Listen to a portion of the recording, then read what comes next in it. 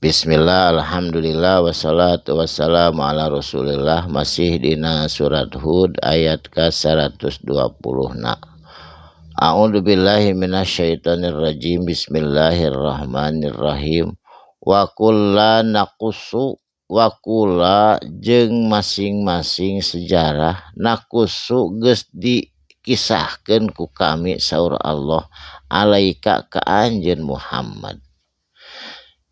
Dikisahkeunana min ambai tina pirang-pirang berita ar-rusuli para utusan nyaeta ti kawit Nabi Adam dugi ka Kangjeng Nabi Muhammad tos dikisahkeun dina Quran ngalangkungan wahyu.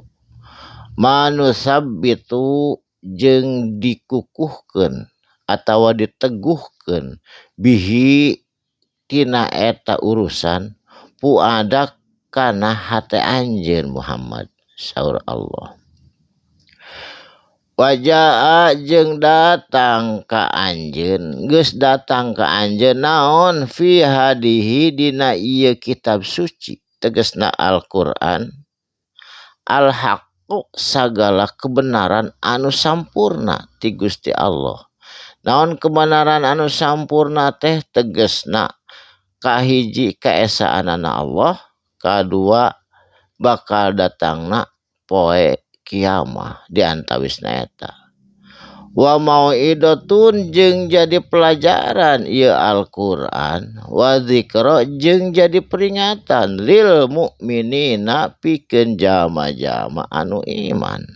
Anu teu iman mah teu jadi pelajaran, teu jadi peringatan. Ieu mah khusus jang nu iman kana Al-Qur'an.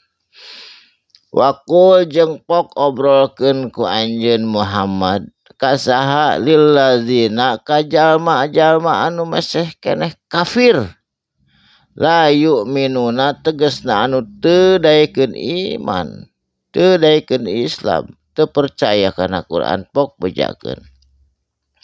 Amalu sok pigawe ku anjeun ala makanatikum sesuai jeung kahayang anjeun.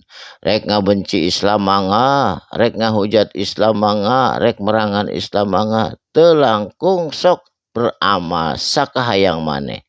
Da engke ge aya perhitunganana. Inna sanyana kami bejakeun Muhammad amilun sami arek berbuat moal diam. Tapi kami oge dengan cara kami sendiri gitu bejakeun Muhammad ka jama-jama kafir. Saterasna wang tadiru jeung sok urang tungguan lah. Urang tungguan, urang silih tempokeun lamun ceuk sunana mah. Inna muqtadirun sanya ari kami oge sami bade nungguan keputusan Allah tina ieu urusan. Saterasna walillahi jeung kur milik Allah hungkul ghaibus samawati tina sagala anu gaib as-samawati di pirang-pirang langit. Naon nu gaib di pirang-pirang langit teh tegasna para malaikat jeung sajabana. Wal ardo jeung di muka bumi. Naon anu di muka bumi nu gaib? Aya jin, aya setan jeung sajabana. Anu ku urang teu dikauninga, teu dikanyahokeun. Wa ilaihi jeung kur ka Allah wungkul yurja'u dikembalikeun atawa dibalikeun al amru sagala urusan kulhu sagalana sakabehna. Jadi sadayana ge dibalikeun ka Allah. Urang mah teu terangna naon. Berbuat amal sae eta kanggo urang, berbuat amal goreng eta kanggo urang. Teu aya kepentingan bagi Allah eta mah sadayana oge kapentingan urang. Eta sadayana kebutuhan urang. Da amal sae jeung amal goreng oge bakal nu nampina kuluhu urang sadayana. Pak buduhu mangka sok kudu ibadahu ka Gusti Allah. Lamun anjeun bener-bener beriman, wa tawakkal jeung kudu tawakal. Hartos teh tawakal teh saatosna usaha, saatosna ikhtiar. Alaihi ka Gusti Allah tawakalna teh.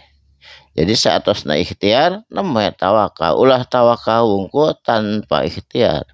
Wa ma jeung henteu Rabbuka ari pangeran anjeun tegasna Gusti Allah bigofilin kana lalai kana lengah atawa talobeh amma tak maluna tina naon perkara anu ku anjeun dipigawe Allah mah teu talobeh teu lalai teu lengah moncongok ningalikeun ku kakawasaanana Allah sadayana oge dicatat dina buku dicatat ditingalikeun bakal aya hisaban di yaumil akhir. Alhamdulillah dina surat Hud parantos tamat dinten ieu insyaallah enjing patepang deui dina surat Yusuf ayat kahiji. Barakallahu li walakum mugi aya manfaatna dina dinten ieu sareng salajengna sareng samemehna kalayan urang sadayana dipanjangkeun yuswa bari sehat rezekina anu barokah berlimpah kalayan aya dina ridho Allah. Barakallahu li walakum. Wassalamualaikum warahmatullahi wabarakatuh. Shadaqallahul azim.